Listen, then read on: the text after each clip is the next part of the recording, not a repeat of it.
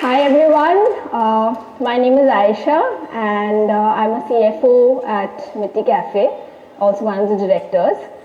I'm also a very privileged woman, as privileged as the many girls and the ladies sitting here, because I got to be born into a family where I was supported and I got to challenge stereotypes and notions from a very young age. I have a beautiful 1 year, 7-month-old daughter, Amira, and she has been born to a very loving family with a very loving dad and grandparents.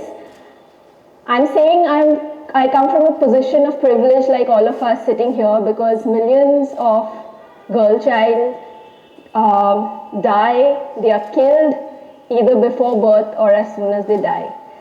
So starting on that not so happy note, but I think I'll go on to wonderful stories which are going to give us gleams of hope and light and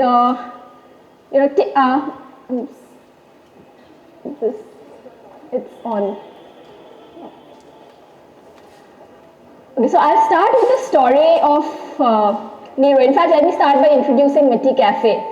So MTI Cafe is an inclusive cafe which employs adults with physical, psychiatric or mental disabilities, giving them an opportunity to earn a dignified livelihood and thereby creating awareness about disability inclusion.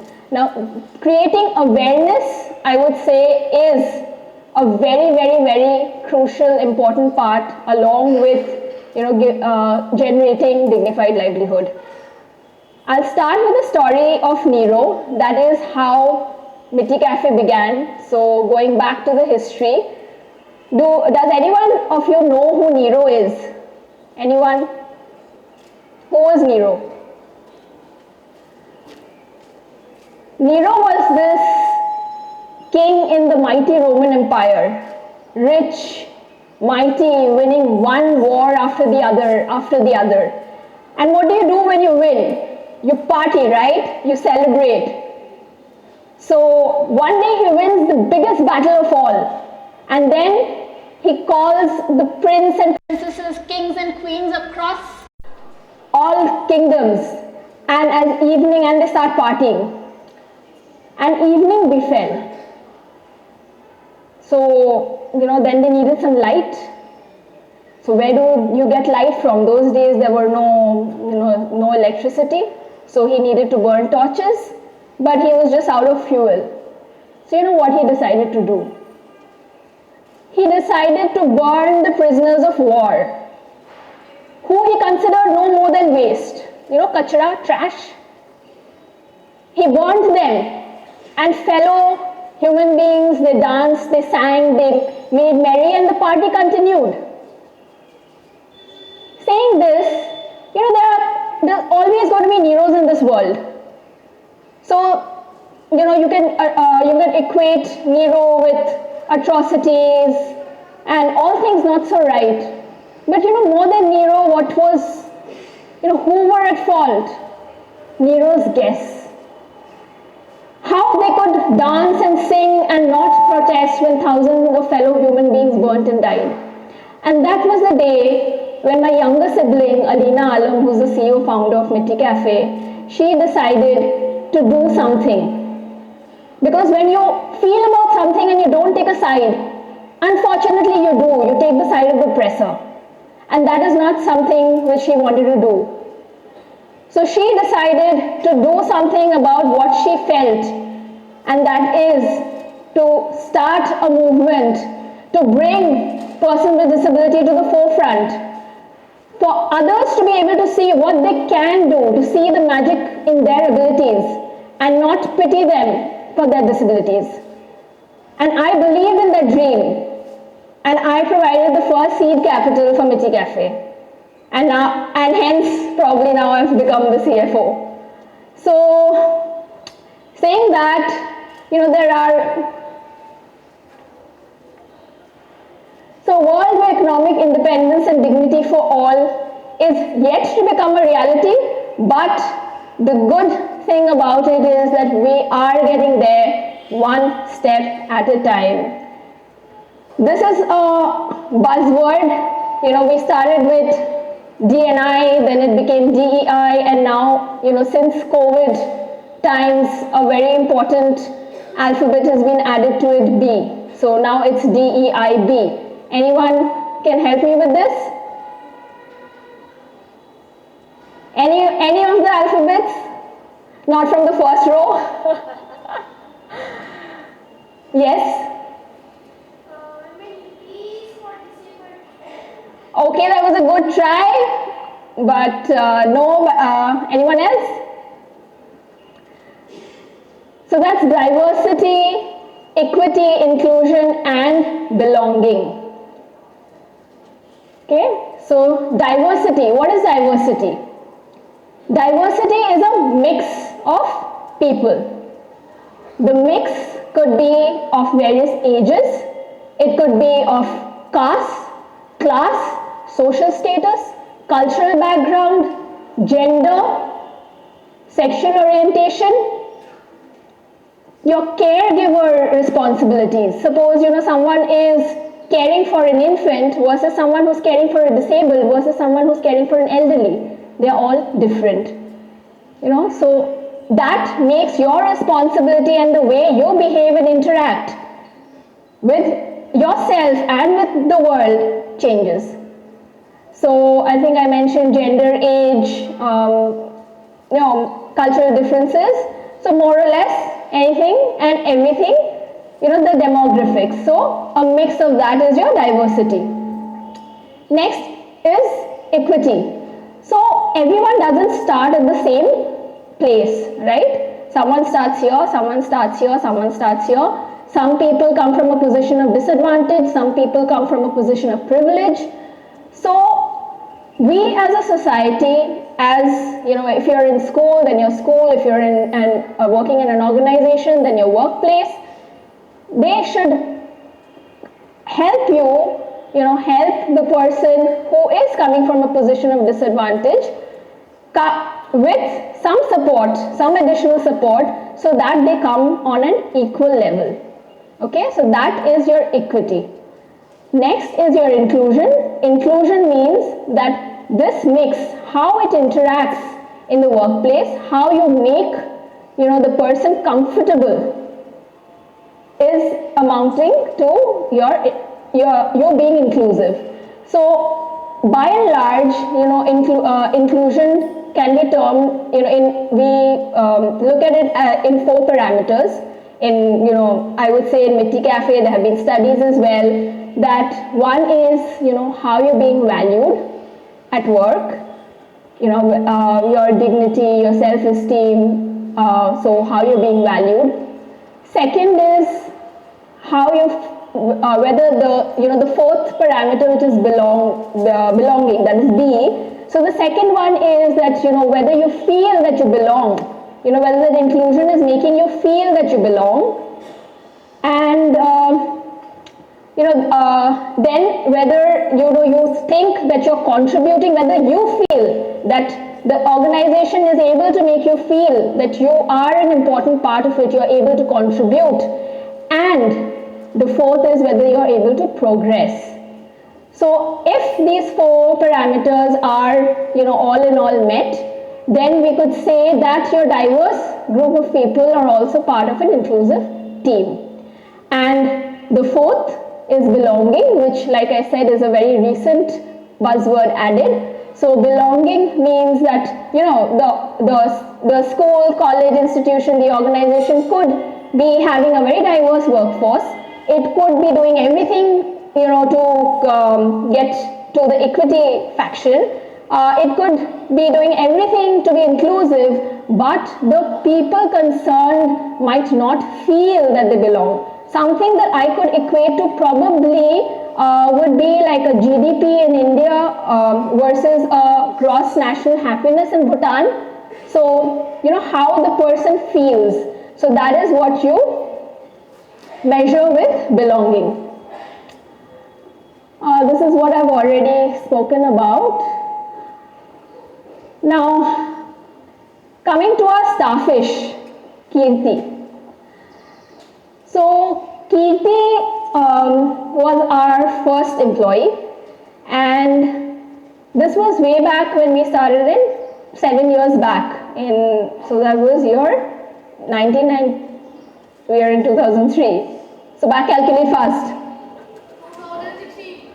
2016, perfect. So in 2016, we started at Hubli at BBB College, and we thought it's going to be pretty simple. It's a fantastic idea. It's a cafe that we are opening, the hospitality industry, and customer service executives and cashiers and people would be interested, and we are going to provide job opportunities to persons with disabilities. So we just reach out to organizations who train persons with disability, and they'll be happy to help.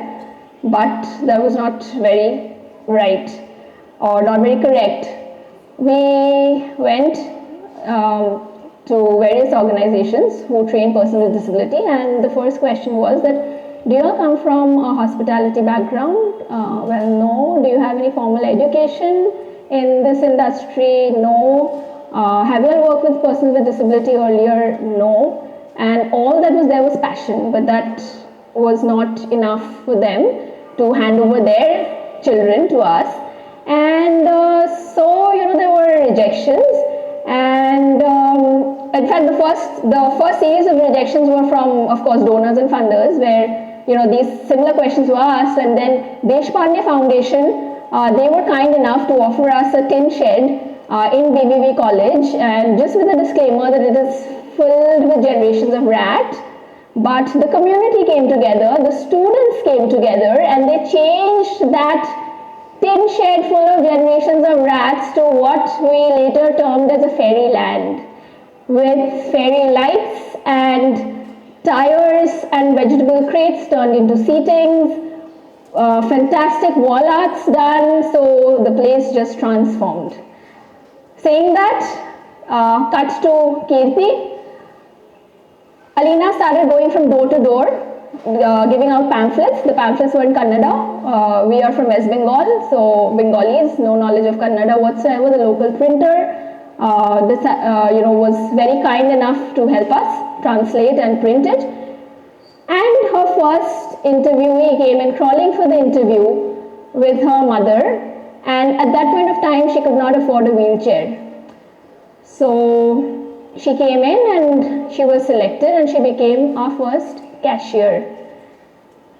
When she used to count, her hands would shake, and the money would sometimes fall, coins especially, or at other times, even when she's counting notes, her hand would tremble. It happened once, it happened twice, it happened 10 times, it happened 20 times, but the 21st time she started counting money like a pro. There are some things with which biology cannot explain, and perhaps this is one of them. Showing them the magic of their abilities, the mirror to their true self, the potential that they have, that really transforms, because they are coming from a space where they have been bullied for years. We have been in lockdown for what, 1, 2, 3 years? They have been in lockdown for life, till they started working. We have an employee, Caroline, she's at Mumbai. We have a cafe at the Mumbai airport which we inaugurated in July this year in Terminal 2. So if you're all passing by, please drop by. So for Caroline, it's her first job in 32 years. She's 32, it's her first job. She has cerebral palsy. She has limited control over her face and her hands. She flew down from Mumbai to Calcutta for Kona Meals. That is one of our verticals where we have served over 6 million meals and counting. We started during the COVID with 3,000 meals at Bangalore, 300 meals at Calcutta, and now, perhaps as we are talking, every day we are serving over 1,000 meals at the Sundarbans. So saying that Caroline had a wish that she wanted to come, and currently we're having this Kona Meals project only at West Bengal. We also have it in various, we've had it in Karnataka as and when we find donors. She really wanted to come and visit, and she flew in alone So when anyone sees Caroline, they'll be like, she can't. But she did, she can. And she did it just 2 months back. She came from the Supreme Court opening. We have a cafe now at the prestigious Supreme Court within the campus. We inaugurated, the Chief Justice of India inaugurated it on the 10th of this month. We are starting operations from the 20th. And Caroline had come down there as well. Hemant is the person who started this particular vertical of ours called Kona Meals, Compassion Meals. How did it start? We were at 13 cafes. Today we're at 41 in 6 cities. That time during COVID, we were at 13 cafes. I think 12 at Bangalore and 1 at Calcutta with 116 employees. And overnight, the cafe shut down. And all the employees, most of the employees at Bangalore, we provide accommodation to almost 90% of the employees. So they were back home. We ran a campaign, a crowdfunding campaign on Milap, where we raised a very substantial amount of money where we could support them with a stipend. But they weren't happy. They wanted to get back to work. They wanted to do something. That was most important for them, to earn with dignity, not sit at home and get that stipend. That was not, what they wanted. So that is when, and we were racking our brains, the leadership, that okay, now what do we do? How do we pivot? And the cafes are shut. What next? Hemant comes to us and he makes a very simple one-line statement. Log bhuke hain, humko khana banana aata hai. People are hungry, we know how to cook. And from that came the idea, the seed of Kona Meal, where we got back to the corporates where we have our cafes. We said, look, we'll charge you 20 rupees per meal, 5 rupees would go towards the support of our staff, their salaries, and 15 rupees would go towards the raw materials, distribution costs, etc. They were happy to help. And that is still going strong. Now we've reached out to the remotest parts of Sundarbans. And with every meal, so saying that we have 6 million meals and counting through the Kona Meals, and over 11 million meals and counting across all our cafes. With every meal that we serve, we send out a message of disability inclusion. We create awareness about the magic of the abilities, because it is the disability in our perception is, which makes us view them differently. They can absolutely, each individual is unique. They have their own power. And I'll give you another example of Sabiha. She has multiple sclerosis, so she does not have any control over her hands or her legs.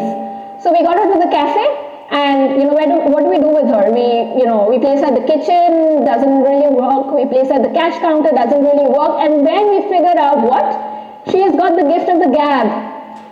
A customer comes in for a 15 rupees chai, a 15 rupees tea, she talks him into a 50, 70 rupees combo meal. And so that is Sabiha's magic, that's her power. And she was at Infosys, she did wonders, and now Sabiha no longer works with us. She is an entrepreneur, she's got her own kirana store, and she employs 2 more persons with disability. Talking about Rupa and Pera, that's the last story because I think I have run out of time already, so I'll quickly wrap up. Bhairappa has got dwarfism, and we have this photo of his, when, along with Mr. Narayan Murthy, I'm sure all of you all know him, right? Mr. Narayan Murthy of Infosys. So we have a photo with him where I haven't cropped it, so Bhairappa is not wearing shoes there.